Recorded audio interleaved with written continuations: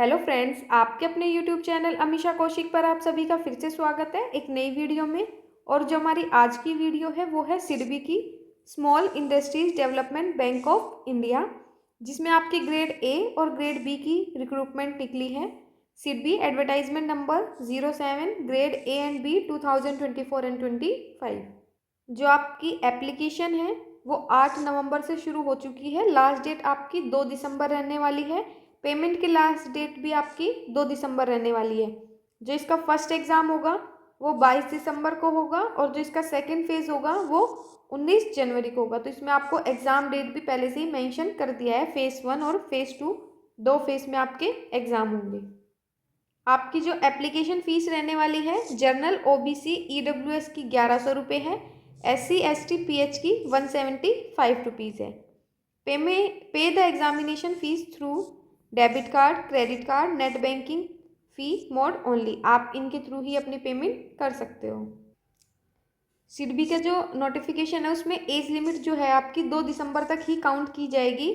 For grade A post, जितनी भी ए post है उसमें आपकी मिनिमम एज 21 साल और मैक्सिमम एज 30 साल होनी चाहिए।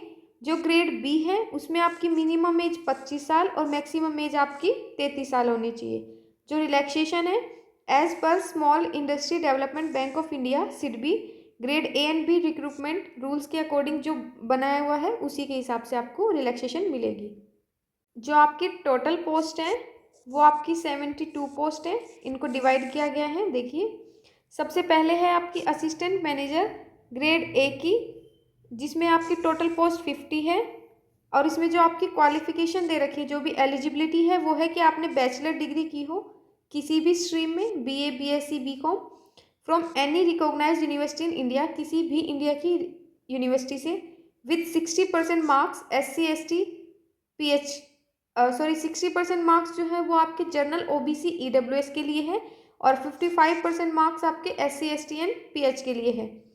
या फिर आपने CA CS CWA CFA CMA और bachelor degree in law LLB with 60% marks general OBC EWS और SC ST PH के लिए 50% मार्क्स। तो अगर आपने इनमें से कोई भी क्वालिफिकेशन की है तो आप एलिजिबल हैं और उसके साथ साथ आपके पास 2 साल का एक्सपीरियंस भी होना चाहिए, तभी आप इस पोस्ट के लिए अप्लाई कर सकते हो। उसके बाद है आपकी manager grade B general 10 post है। आपने बैचलर किया हो किसी भी स्ट्रीम में, किसी भी रिकॉग्नाइज्ड यूनिवर्सिटी से इंडिया की, मार्क्स वही है। जनरल OBC EWS के लिए 60% है, SC ST PH के लिए 50% और 55% है। अगर आपने मास्टर की है किसी भी सब्जेक्ट में तो 60%, SC ST PH के लिए 55% और इसमें आपके पास 5 साल का एक्सपीरियंस होना चाहिए। असिस्टेंट मैनेजर में 2 साल का था और मैनेजर के लिए आपका 5 साल का एक्सपीरियंस होना ज़रूरी है।